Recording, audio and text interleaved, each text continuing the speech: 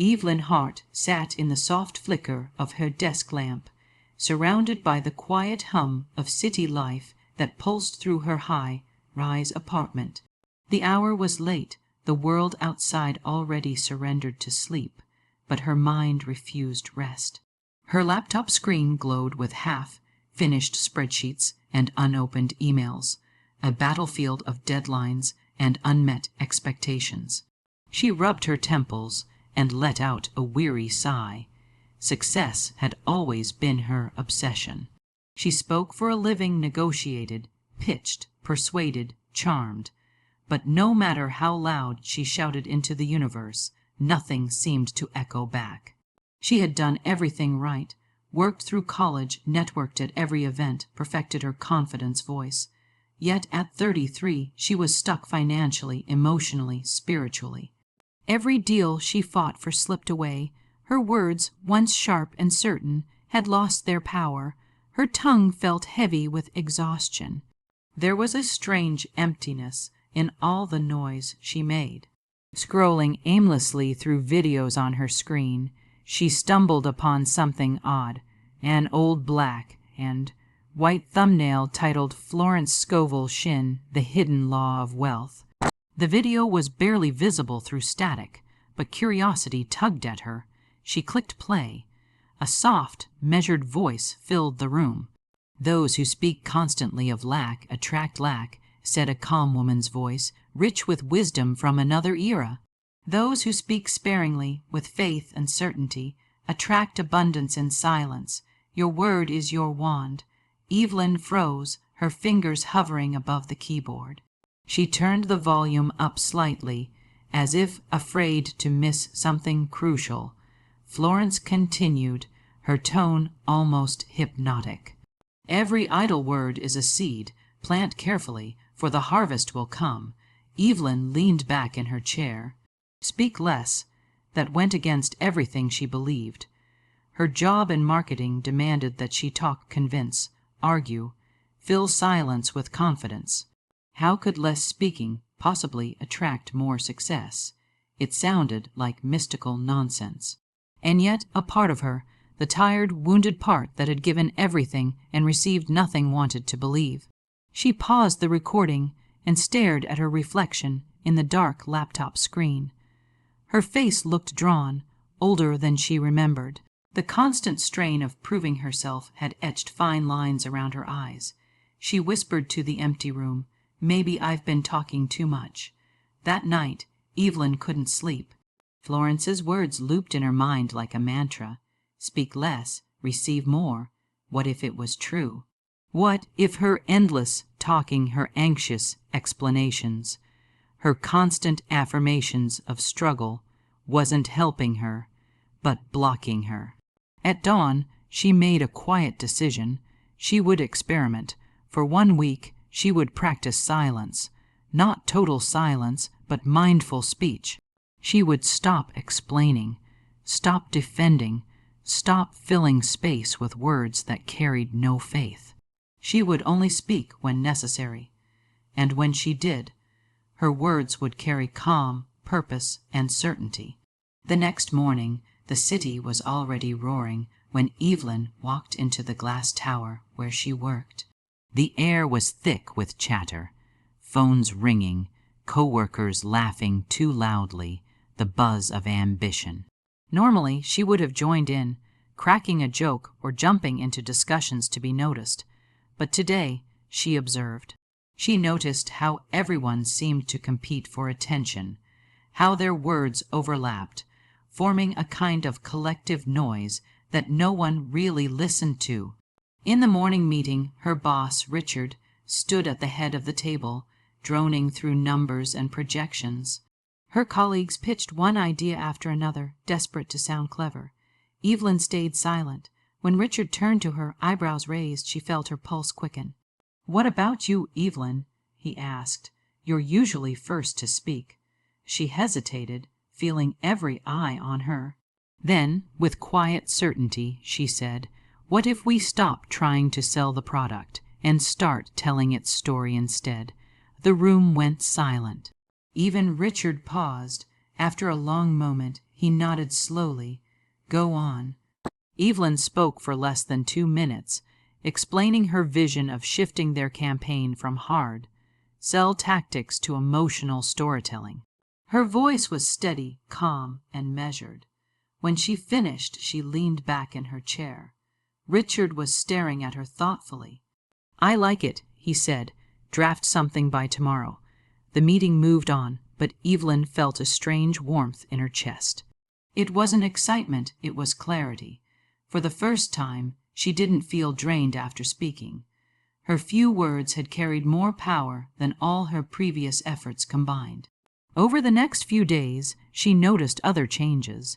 When coworkers gossiped about office politics, she stayed quiet. When people complained about money, she didn't join in. Instead, she practiced holding silence like a shield, guarding her energy. At first, people seemed confused. Some thought she was being distant. But soon, they began treating her differently. Her words, when she did speak, carried new weight. One afternoon, her colleague Maya stopped by her desk. "You've changed lately," she said, half smiling. "You used to be all over the place. Now you're grounded, like you know something we don't." Evelyn chuckled softly. "Maybe I just stopped needing to be heard all the time," she replied. That night, back home, she returned to Florence's recording. "Words have vibration," the voice said. "The tongue can bless or curse. Speak only to bless, and watch abundance draw near." Evelyn closed her eyes, letting those words settle into her heart. She thought of all the times she had spoken fear into existence, saying things like, "I'll never make enough," or "clients are impossible to deal with." Each phrase had been a tiny curse. No wonder her world echoed with struggle. It had been built from her own words. So she began a new ritual. Each morning before leaving for work, she stood before the mirror, placed a hand over her heart, and whispered, "I speak only what I wish to receive." She stopped complaining about late payments, stopped worrying aloud about bills. When doubt crept in, she replaced it with silence. Within days, subtle shifts appeared. A client who had ignored her emails for months suddenly called, eager to reopen a deal. A delayed payment cleared unexpectedly. Her boss began to ask for her input more often. The more she spoke less, the more the world seemed to respond on her behalf. But it wasn't just material gain. Evelyn felt peace, real, tangible peace. She began noticing small joys she had long ignored: the rhythm of rain against the window, the quiet satisfaction of making tea, the way silence had a pulse of its own. One night she sat at her desk again, the same place where her exhaustion had once nearly broken her, and smiled at the contrast. The old Evelyn had chased everything: approval, success, recognition. The new Evelyn waited, calm, receptive, her silence humming with quiet power. Before bed, she played Florence's voice once more. The one who speaks least often speaks most powerfully, for the universe fills the silence of faith with its richest blessings. Evelyn whispered into the stillness, "Then let silence be my prayer." And as the city lights blinked below her like scattered stars, she felt something stir inside, a sense that the world had finally begun to listen, now that she no longer needed to shout. The following weeks unfolded with an almost mystical rhythm, as if invisible threads were rearranging the tapestry of Evelyn's life. She woke earlier now, without an alarm, drawn from sleep by a quiet sense of anticipation instead of dread. The air in her apartment felt lighter, as though the silence she had begun to practice was seeping into the walls, cleansing her space of old vibrations. She no longer reached for her phone the moment she opened her eyes. Instead, she sat on the edge of her bed, breathing slowly, feeling her pulse sink with the stillness of morning. On the third week of her new practice, she found herself wandering into a small independent bookstore during her lunch break. The shop smelled faintly of cedar and old pages, and somewhere behind the counter a record was playing soft jazz. Her fingers trailed absently across the spines until one book stopped her. It was small and bound in worn brown leather, its title embossed in faded gold, The Game of Life and How to Play It. She opened it to a random page, and her eyes caught a line that made her breath hitch. Your word is your wand. It was Florence Scovel Shinn again, the same name that had haunted her thoughts since that night she listened to the crackling recording. The same serene wisdom echoing through time. Evelyn smiled faintly. It felt like the universe was underlining the lesson she'd begun to live. Without hesitation, she bought the book and carried it back to the office like a secret talisman. That evening, she curled up on her couch, the book open across her knees. Each sentence seemed alive, simple words, but carrying a pulse of truth. Florence wrote that words carry vibrational force, shaping circumstances, summoning or banishing fortune. She spoke of silent command, a power greater than loud effort, a force born of faith rather than fear. Evelyn's heart quickened as she read. She realized she had spent years speaking fear into form. Every anxious word about losing a client, every casual complaint about not having enough, each had been a spell cast against herself. She decided to refine her practice. Every morning she would write one affirmation in her journal and let it be her compass for the day. That first morning she wrote in looping handwriting, "My silence speaks prosperity." Then she sat still, eyes closed, breathing deeply.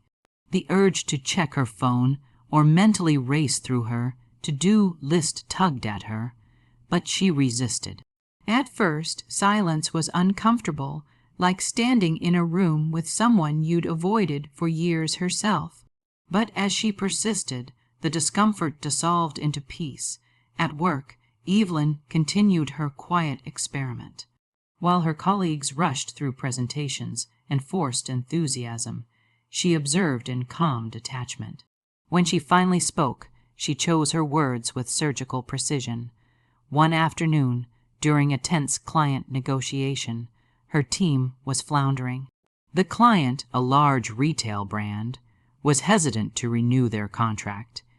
Evelyn sat listening for nearly 15 minutes without saying a word.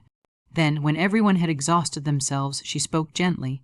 "What if we're overcomplicating it? Let's focus on why your customers trust you, not just what you sell." The room stilled. The client leaned back, thoughtful. "That's actually what we've been missing," he said slowly. Within a week, the deal was renewed, under more favorable terms than before. Her colleagues were astonished. Maya cornered her afterward, curiosity burning in her eyes. "What's your trick? You barely said anything during the whole meeting, but it's like every time you do speak, people listen."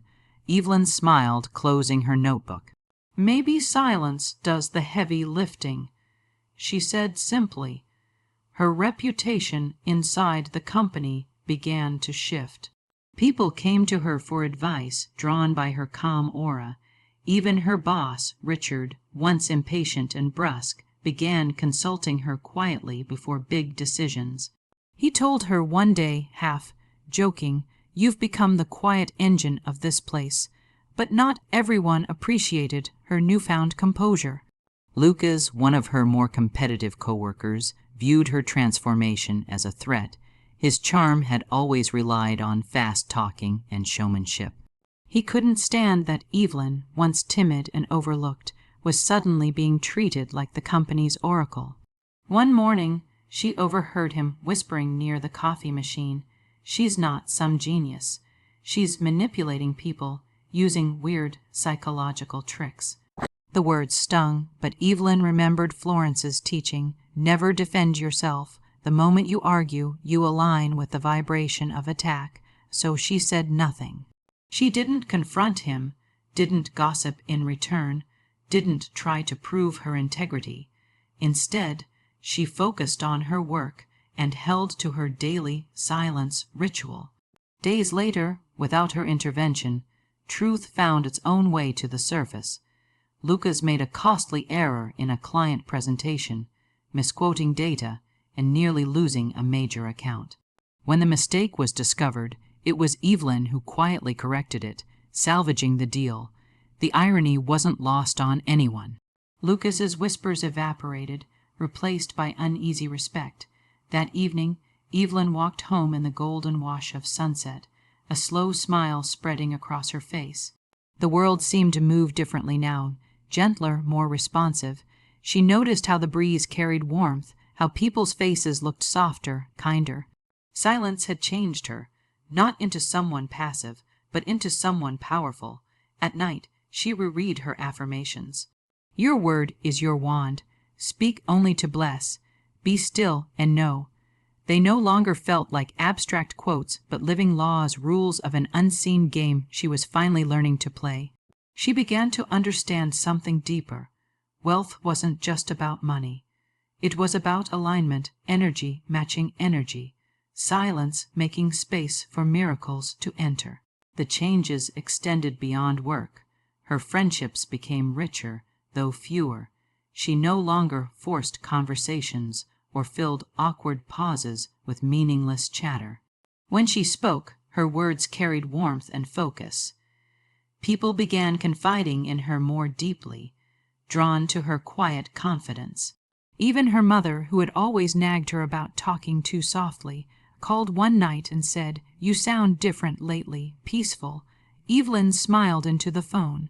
"I think I finally stopped fighting everything," she said. Still, there were moments of doubt. Sometimes silence felt lonely, like walking through a fog without knowing what lay ahead. There were nights when she wanted to scream her fears out loud, fear of losing progress, fear of being misunderstood. But each time, she reminded herself, faith doesn't shout, it whispers. The following Monday, Richard called her into his office. "Evelyn," he said, folding his hands on his desk, "I want to promote you to project lead. You've shown leadership in ways I can't ignore. You're calm under pressure. The team respects you. You're exactly what we need." Her heart raced, but she remained composed. "Thank you," she said simply. As she left the room, she thought of Florence's words. When one truly knows, one has no need to talk about it. The old Evelyn would have overthanked, over-explained, tried to sound humble or worthy. But the new Evelyn understood the less she said, the more power her presence carried. That night, as she sat with a cup of tea, she reflected on the strange beauty of the past few weeks. She had spoken fewer words than ever before, yet her life had expanded. People respected her more, opportunities arrived effortlessly, and most importantly, she respected herself. She no longer chased validation. Silence had become her sanctuary, her strategy, and her source of strength. She closed her eyes, letting the stillness of the night settle around her. Somewhere in the quiet, she felt it again, the soft pulse of invisible energy that connected her to everything. The unspoken truth whispered through the silence. You were never meant to shout for what is already yours. And in that moment, Evelyn finally understood. Florence's hidden law was not just about silence, it was about surrender. And in surrender, she had found power greater than any words she had ever spoken. Evelyn leaned on the balcony railing of her new apartment, the city lights shimmering like 1,000 candles below her. The soft hum of evening traffic blended with the sound of the river, steady and rhythmic, a song of abundance she had learned to recognize. Just months ago, this view had been a dream, a distant image pinned on her vision board. Now it was her reality. But she knew deep inside that it wasn't the apartment, the luxury, or the success that filled her heart. It was something quieter, deeper, a peace that no amount of talking, hustling, or struggling had ever brought her. It was the strange, almost mystical power of silence. Her life had transformed in ways she couldn't have engineered if she tried. The more she spoke with faith and restraint, the more doors opened.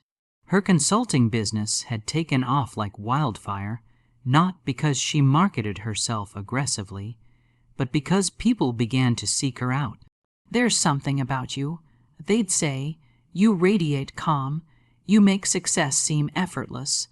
And Evelyn would smile, knowing it wasn't effort that made the difference. It was alignment. She now taught her clients what she had discovered through Florence Scovel Shinn's teachings. They came to her worn out by noise, the endless affirmations shouted into the void, the constant pressure to manifest by speaking louder and faster. Evelyn would invite them to sit, breathe, and listen instead. "Your words are spells," she'd begin, her voice soft yet commanding. "When you speak, you cast them into the world, but silence," she'd pause, letting the stillness fill the space, "is when you allow the universe to respond." One of her clients, a young man named Andrew, was drowning in debt and desperation. He couldn't stop talking about his struggles, his bills, his fear of losing everything. Evelyn listened patiently and then handed him a small notebook. "Write down every word you say about money for the next 3 days," she told him. When he returned, his notebook was filled with pages of complaint, doubt, and anxiety. Evelyn smiled gently. "Now, I want you to spend the next 3 days in silence, no talking about money at all. When you feel fear rise, breathe. When you want to complain, pause." Andrew resisted at first, but by the end of that week, something strange happened. His phone rang with a job offer he hadn't expected. An old client reached out to pay him for a project he thought was long forgotten. He called Evelyn, his voice trembling. "It's like the moment I stopped speaking about lack, something shifted. It's as if the silence did the talking for me." Evelyn laughed softly. "That's the hidden law," she said. "The universe can't deliver what you keep speaking against." Her teachings spread quietly, almost like whispers carried on the wind. People began to call her the quiet millionaire, but Evelyn never sought fame. She preferred to remain in the background, letting her work and her peace speak for her. She understood now what Florence had meant when she said, "Faith never argues, it just knows." She didn't need to convince anyone. She just needed to live it. Still, there were nights when the old Evelyn resurfaced, the restless part of her that wanted to shout, to explain, to prove. During those moments, she would return to the original audio recording of Florence Scovel Shinn. The same calm voice would echo through her speakers. "Your word is your wand. The wise person neither defends nor resists." Evelyn would close her eyes, exhaling slowly, feeling that truth settle deep within her. The more she surrendered, the more everything flowed. One evening, as she journaled by candlelight, Evelyn felt a wave of gratitude rise from within her. She opened a fresh page and wrote a letter, not to a person, but to the energy that had guided her transformation. "Dear Florence," she began, "thank you for teaching me that power is quiet, that wealth isn't about chasing, but receiving, that my silence holds more magnetism than my words ever did." The candle flickered, its flame bending as if in acknowledgement. For a moment, she felt as though Florence's presence was in the room, a soft, unseen energy smiling in approval. Her life now flowed with synchronicity. She would think of something, a client, a resource, an opportunity, and within days it would appear. Friends began to notice that whenever she spoke, her words carried a strange authority, like prophecies that always came true. They asked how she did it, but Evelyn only smiled and said, "I don't make things happen anymore. I allow them." One morning, she received a message from a journalist who wanted to write an article about her work. "You've helped so many people with your quiet method," he said. "Can we feature your story in our magazine?" For a moment, the old temptation stirred, the desire to explain, to be seen, to be recognized. But she smiled gently and replied, "Let the work speak for itself." The journalist respected her decision, and strangely enough, the article went viral anyway. Her story spread across platforms, inspiring thousands who were tired of forcing life into obedience and ready to let it unfold naturally. Evelyn's mother, once skeptical, visited her one sunny afternoon. "I don't understand how you did it," she said, sipping tea on the balcony. "You hardly talk about your business, yet everything just comes to you." Evelyn smiled, watching the sun dip into the river. "It's not magic, Mom. It's alignment. I stopped chasing after things. I stopped arguing with life." Her mother shook her head, half amused, half amazed. "Well," she said, "whatever you're doing, it's working." That night, Evelyn sat once again at her desk, looking out at the city lights. The silence of the apartment was comforting now. A trusted companion, she whispered her affirmation, the same one that had carried her from struggle to serenity. "I speak less, I receive more." The words rippled through her mind like a quiet command to the universe, and in that stillness she felt a subtle response, a warmth, a pulse, a presence that told her she was heard. She understood now that the hidden law of wealth wasn't about money at all. It was about energy, about the vibration of trust, the quiet confidence that allowed life to work through her instead of against her. Every word spoken from fear had once blocked her path. Every moment of silence, of calm belief, had built a bridge to abundance. As she blew out the candle, Evelyn smiled. The world outside was still noisy, still rushing, still trying to shout its way into success. But she knew the truth now. Those who are loud rarely listen, and those who listen rarely lack. She stepped onto her balcony, breathed in the cool night air, and felt peace flow through her like gold. In that sacred quiet, she whispered one last time, "Thank you." And as the stars shimmered overhead, it was as if the universe whispered back, "You're welcome."